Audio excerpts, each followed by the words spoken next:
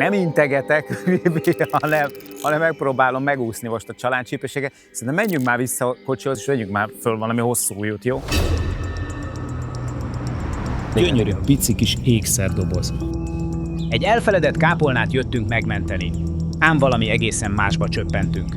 Nézd meg, itt már rögtön találtam neked valamit. Még egy csigolya. És sajnos a kápolnában találtunk emberi maradványokat is. Ez a felfedezés teljesen átírta a feladatunkat. Szárkaposcsont. Valódi nyomozás kezdődött. Megtaláltuk a másik sarkat is. Egyre szebb ilyen kis tárgyi leleteket találunk. Itt valószínűleg felvágták az alját. Vajon kik nyugszanak itt? Erre már senki nem tudja a választ. Nem normális állapotok ezek. Nem ezt érdemli. Úgyhogy ezen próbálunk meg most egy kicsit változtatni. Bozót brigád. Ösvényt vágunk a múltba. Magyar Nándor.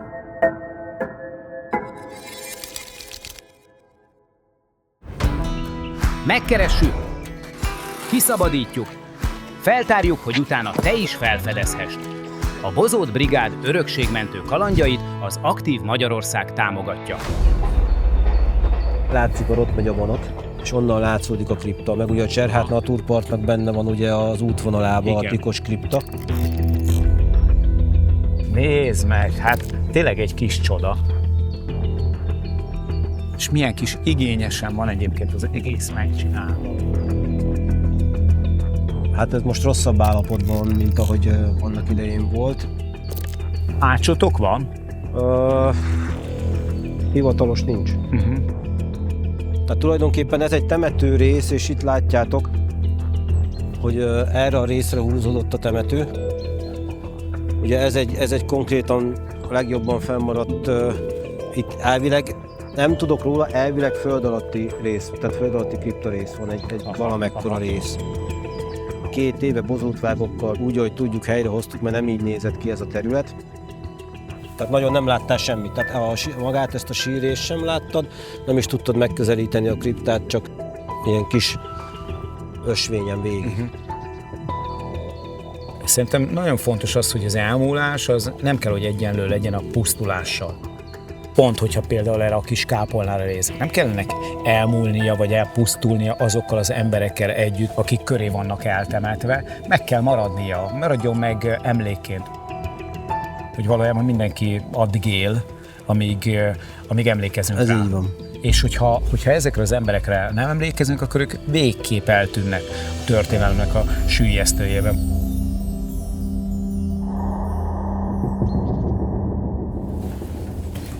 És még benn van az egyik koporsó. Na most én úgy tudom, hogy kettő koporsó volt benne. Világítsd meg egy picit, létszik.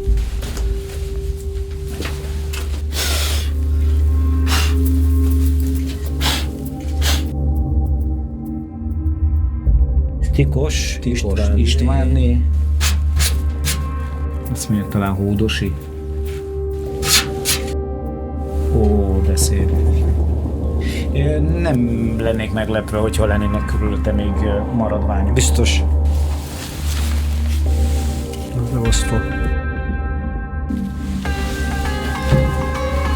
Ez egy csigoly. Lehet, hogy ilyen szárkapocsont, nem tudom, mondtam, nem vagyok antropológus, de az biztos, hogy egyébként a maradványok nagy része még itt van. Lehet, hogy a tetejét nem tudták felfeszíteni, mert bádog, éppenség előfordulat, hogy le is van forrasztva, viszont felborították, és az alját felvágták. Azért látszik, hogy helyi szinten egy nagyon módos embert temettek el. Itt menjünk is ki, mert egy picit fura érzés, hogy itt taposunk valakin vagy valakinek a maradványain, de hát ezért kell ezt az egészet rendbe tenni, szépen kívülről befele haladva. Ez egy nagyon más jellegű kihívás, mint amiket eddig csináltunk. Most nem terepen vagyunk, hanem bejöttünk Csillához, csak meg kell találnom az irodáját. Oké, nem. Szia, jó munkát! Ő nem tűnt Csillának. Libor Csilla, régész antropológus. Azt mondja, hogy ez mi? egy kis Lego Darth Vader. Na, erre is majd rákérdezünk. Igen? Szia, Csilla! No. Szia! Na, aki útba igazított minket, azt mondta, hogy a kulcs szó Star Wars. Te egy Star Wars rajongó vagy? Szeretem, igen. És Sith vagy Jedi? Sziteket jobban szeretem. Őrült menő. Egy Sith rajongó antropológust nem kellett sokáig győzködni, hogy velünk tartson a tikoskápolna rejtélyének megfejtésében. Most ugyan inkább Jedi erőre lesz szükségünk, de szerencsére Csillában ott lapul az erő világos oldala is. Időközben a táj teljesen kizöldült, alig ismertünk rá a helyszínre. Amikor itt voltunk egy pár hónappal ezelőtt, akkor teljesen ilyen puszta jelleget öltött a hely. Semmi növényzet nem volt, most meg mindent felvert a csalán. Tehát tudjuk egyébként, hogy a csalán ott szeret burjánzani, ahol nitrogén van, nitrogén meg ott van, ahol testek bomlanak. Gyere, töröm előtted az utat. Jó. 165 cm-es magasságban. Ez a vérkeringésnek. Itt előttünk van egy gyönyörű vasalatú ajtó, az eredeti bejárati ajtó, amin látszik is valamennyi maradvány belőle. Itt van közvetlenül a lábunk alatt szerintem, ott van, és hol vannak a vasalatok? Hát most nagyon remélem egyébként, hogy azóta nem nyúlták le. Hát most nem leszek nagyon boldog, hogyha ez nincs meg. Hát, tényleg őszintén bízom benne, hogy nem nyúlták le a legutóbbi terepszemlénk óta. Na gyere, fáradj be! Csak utána. Jaj, nagyon szépen köszönöm. Ha minden jól megy, akkor itt az összes itt található csontmaradványt azt összegyűjtjük szépen, és utána pedig elhelyezzük majd egy kis dobozkában őket, és ha sikerül, vagy ha mindenki egyébként így beleteszi azt, amit bele kell tennie ebbe a melóba, akkor visszakerül az eredeti koporsóba, és akkor majd szépen majd itt egy ajtó is lesz, amit be lesz zárva, és akkor megadjuk a végtisztességet újra az elhunynak. Gyere, Csilla! Ezt mint egy szardinás dobozt így kifeszegették, felbontották, felvágták, átvágták a bárdogot, és úgy jutottak hozzá így a benne lévő dolgokhoz. Valószínűleg az első számú cél az inkább valami fém érték volt, szóval gondolom lehet, hogy valami ékszerre számítottak. Szép kripta, nagy koporsó. Ez sajnos ez egy régi emberi szokás, szóval a régészetben is mindig azt gondoljuk, hogy későbbi sírrablások voltak, de valójában most már látjuk, hogy sokszor még akkor rabolták ki, nem sokkal később, hogy eltemették őket. Viszont az lenne szerintem az első, hogy vigyük ki a koporsót.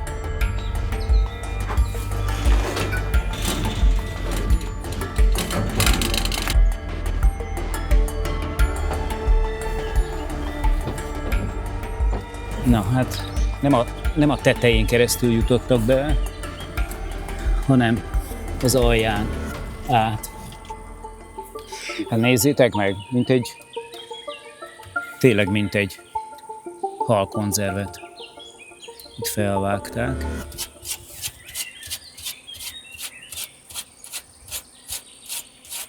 Özvegy Tikos Istvánné született Hódosi Bende Lenke. És ez azért nagyon érdekes, mert például említettem, amikor megjöttünk, hogy van egy halálhírünk a 20-as évekből, amihez egy újságcikk is kapcsolódik, amiben arról van szó, hogy egy hódosi bendét eltemettek Magyar Nándorban, a családi kriptában.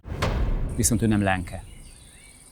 Tehát itt jön elő az a kérdés, hogy valami több embert is temettek el, illetve hogy azok között a csontok között, amiket most találni fogunk, több elhunynak a maradványai is benne vannak-e. Lehetséges, hogy nem túl nagy ez a kis kripta, vagy ez a kis kápolna, de 3 koporsó simán elférhet benne, vagy elférhetett benne annak bőven, idején. Igen, Hát egymásra is szokták rakni, ha arról van szó. Tessék. Szóval. Végtelenül menő szerintem, hogy egy régész antropológusnak koponyák vannak a fülében. Amúgy Feri mondta erre nagyon jól az előbb, hogy de jó, hogy nem urológus vagy. Na, az ilyen érdekességek miatt is érdemes nézni a Bozott Brigádot. Ha szívesen követed a Bozott Brigád kalandjait, akkor egy lájkkal, hype-al, feliratkozással vagy kommenttel is sokat segítesz nekünk.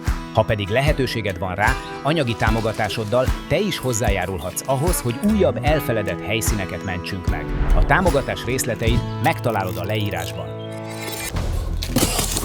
De úgy látom, hogy egy honfoglalásra, hogy tömegsírra készültél.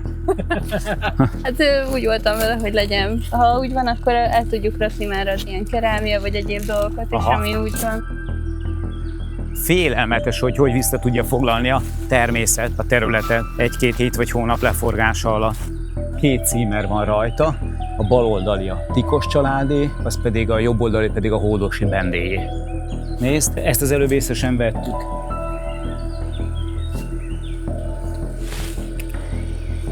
Csigolya darab, ugye? Áti csigolya. Tessék. Tehát, hogy ezért kell nagyon óvatosnak lennünk. Oh! Jaj, de szép! Ja, padló. Jaj, Istenem, de szép! Imádom a cementlapokat. Hát ez gyönyörű. Jaj, de kis szép. Na, ilyen értékek vannak itt bent. Tehát, hogyha az egész ki lesz takarítva, és látni fogjuk, hogy valójában hogy nézhetett ki annak idején, nyilván egy picit így a fantáziánkra is hagyatkozva, akkor szerintem mindenki nagyon boldog lesz. Jaj, de jó, de örülök neki. A kriptában kintről befelé haladva egyre több tárgy és lelet bukkan elő a sok évtizedes törmelékből. Nézd meg, ez sem egy mai darab. Szerintem így 5 perc alatt tudjuk kiguglizni, hogy mikori lehet. Nézd csak! Jani, ezt nézd! Ó, Aha, na, hát ezt nem sikerült ellopniuk. Mielőtt beljebb mennénk, Csilla kollégájával, Gáborral vesszük szemügyre az eddigi leleteket. Mondjuk érdekes jelenség a gyufának a megléte is, és izgalmas lenne mondjuk tudni, hogy az elhunytnak a zsebébe volt-e a dohányzás iránti szenvedély okán, Vagy csak a gyertyagyújtás. vagy a kegyhely. Ez kapcsolódóan a gyertyagyújtás miatt maradt a helyszínen. De egyébként remek megtartású kis darab. Előkerült ez. Egy imakönyv. Igen, és akkor itt nagyon nem kellett tesztelnünk egymás Csillával, hogy ez vajon mi Igen. lehet, mert hogy rá van írva, hogy ez egy raffai imakönyv. Igen. Az imakönyv az alapvetően mondjuk egy hölgyhöz vagy egy úrhoz tartozhatott. Szerintem ezt így nem tudjuk egyértelműen besorolni, hiszen mellékletként bárki mellébe kerülhet. Ez kötődéstől is függ természetesen, vagy hogy a család úgy ítélt el meg, hogy az elhunyt mellé rakja, vagy sem. Egyébként önmagában ő is elég érdekes, hogy nem került el tulajdonításra. Nem is az értéke miatt, hanem inkább azért, mert egy egész tárgy, és ezeket azért nem szokták otthagyni. Egy picit talán bepillantást is nyerhetünk abba, hogy a sírrablásnak a logikájába, hogy mit viszünk el és mit nem viszünk el, mert hogyha csak egy pici esztétikai értéke van már, akkor ugye áldozatául eshet egy ilyen tevékenységnek, de ez mégis itt maradt. Lehet, hogy ez egyébként akár valami vallási vagy hirdelemvilággal kapcsolatos. Gáborhoz az újabb leletekkel még visszatérünk. Most azonban irány vissza Magyar Nándor, ahol Csillával folytatjuk a Tikos kripta feltárását. Hát eddig úgy néz ki, mintha minden maradvány egy. Szóval, hogy eddig Hogy egy személytől származik? igen, nem. Itt egy nagy alkar. Csont. Meg az fibula. Azt a mindenit. Szárkapos csont. Kéz középcsont, igen. Ezt tud eltörni, amikor boxsérülésed van. Aha. Igen, az anyag. Ez meg egy láb.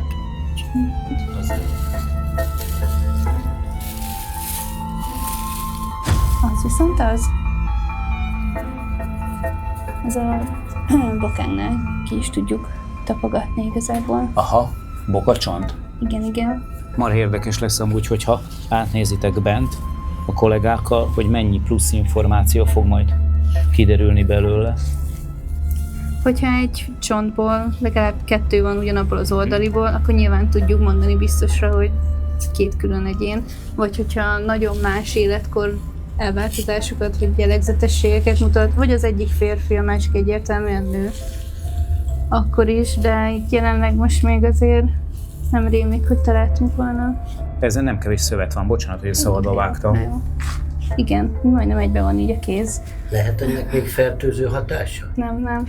Ami az én kriptáknál veszélyes tud lenni, amiért maszkot, meg ilyen ruhákat kell, az az ilyen különböző gombák, meg spórák, de ez nem ilyen nyitott, hanem pont az a lényeg, hogy ez zárt, ezért ott tud burjánzani, és amikor kinyitod az ajtót, akkor ugye a spórákat kiengedi, és akkor a tüdőbe van, és az veszélyes, az nagyon veszélyes tud lenni. És akkor Tutanhamon átka. És hogy oldjam a feszültséget, csontgyűjtő versenyre hívtam ki Csillát, egy amatőr a profit. Oh, wow.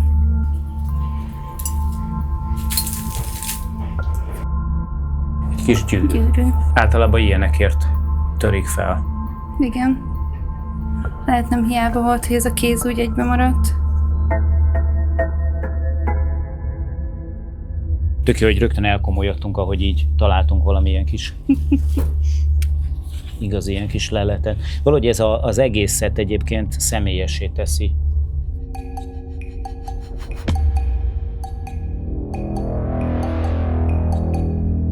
Megvan az első igazi leletünk. Nagyon szép. Én el tudom képzelni, hogy sokszor előfordult, amikor például nők részt vettek valamilyen hadiszolgálatban, vagy például a vöröskeresztes szolgálat, vagy ilyesmi, akkor kaptak ilyen kis jutalomérmeket. Ugye alapvetően ez jellemző volt az ilyen nemesi asszonyságokra, hogy ugye ők így szolgálták a hazát. Melyik kezem? Azt a... Megvan a szalagja Ha? a kis érdemrendnek. Ez alapján egyébként már 100%-ig be tudjuk azonosítani. De jó. Hát ez marha érdekes. A sarkantyú. Hát de mit keres itt egy sarkantyú? Na, ez egy nagyon érdekes dolog most. Egy sarkantyús cipőben temethették el a hölgyet. Vagy pedig ez egy olyan adalék, ami alapján azt gondolhatjuk, hogy ide egy férfit is eltemettek. Erős lenne most még ez a prekoncepció, de elindulhatunk ezen. Érdemrend, sarkantyú. Most a hölgy vagy tényleg egy ilyen maszkulinabb típus volt, Vagy nem hölgyet vagy találtunk. nem hölgy volt. Igen. Csak lehet, hogy egy férfit találtunk női ruhában. Milyen titkokat rejteget Hódosi Bendelenke? A rejtély nem hagyott nyugodni minket, ezért az új leletekkel visszatértünk Gáborhoz, hát ha ő megfejti. Ami még egy bizonyíték arra, hogy egyikük valószínűleg férfi lehetett, ez a két tárgy, ami akár tartozhatott ehhez a csizmához vagy cipőhöz is, ugye? Igen.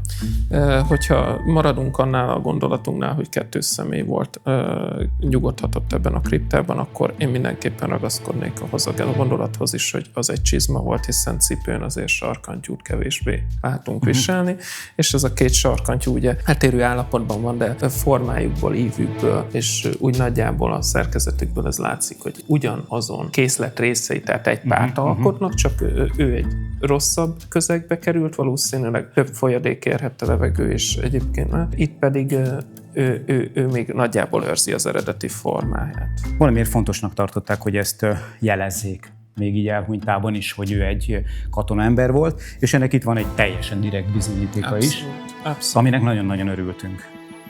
Igen, ő egy katonai érdemkereszt, és ennek a kitüntetésnek egyébként a múltja visszanyúlik 1849-re, amikor ugye Radecki tábornagy javaslatára első Ferenc József megalapítja a kitüntetés családot. Nagyon fontos megjegyezni, hogy az elismerés hadiszalagon van, tehát ez a jellegzetes hadiszalag mintázat, ez a fehér-piros sávozott forma. Itt mindenképpen egy 1914 után adományozott darabról beszélünk, tehát ez mindenképpen az első világháború ideje alatt adományozott kitüntetés, amiben nem csak a formai jellegzetességei, hanem a hozzátartozó szalag is egyértelműsíti. Ezt az érdemkeresztet, ezt csak katonatisztek kaphatták. Gábor megállapításai némileg megdöntötték a csontokról alkotott első elméletünket. Ahogy a nap végére a rögtönzött házi versenyünk állása is megfordult. Én többféléket. Igen, mondd csak nyugodtan. Igen, tehát miért találtam én többet, mint te? Mert ez csalás volt. A végső érve. Ami a legfontosabb, hogy az emberi maradványok nagy részét azt sikerült összeszednünk. Még szét fogjuk az egész kriptában található összes ilyen törmeléket még szét fogjuk egyszer gerebjézni, sőt, még át is rostáljuk, és akkor majd előkerülnek a legapróbb csontocskák is, meg majd még itt a kápolna körül is, hogyha eltávolítottuk a növényzetet, még majd körbenézegetünk, valószínűleg azok lesznek a legrosszabb állapotban lévők. Az biztos. Maga a kápolna is súlyosan leromlott állapotban van, különösen a tető, amelyet lassan visszahódít a természet. ezzel is kezdenünk kell valamit. Ilyenkor azt gondolom, hogy teli találata az ösvényt vágunk a múltba szlogenünk, mert hát látjátok, mi most ösvényt vágtunk a Csalánosba. Látszik, hogy ez a terület totálisan el van hanyagolva, úgyhogy ezt is a napokban rendbe fogjuk mindenképpen tenni, ahogy ezt a tetőt is. Délután jön majd egy ács, illetve egy bádogos, akikkel majd megbeszéljük, hogy mit tudunk ezzel a nagyon súlyos problémával tenni. Mindenképpen meg kell csinálni a tetőt, mert folyamatosan ázik bent, ugye a kápolnácska, és ez nem egy olyan állapot, amit fent szabadna tartani, úgyhogy, de ezt is meg fogjuk majd oldani.